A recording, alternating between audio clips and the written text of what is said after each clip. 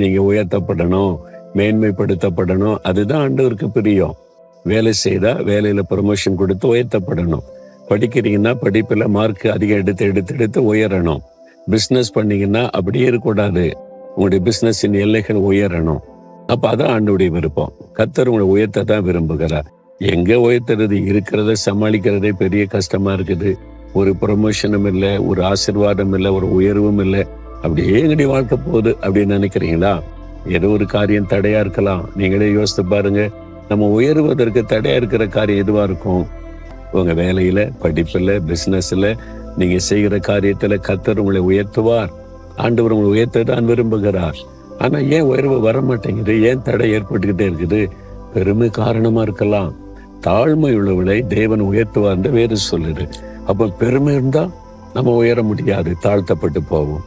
ஏதோ ஒரு பெருமை, குடும்ப பெருமை, கொலை பெருமை, சிலருக்கு ஜாதியை குறித்த பெருமை, படிப்பை குறித்த பெருமை, திறமை குறித்த பெருமை.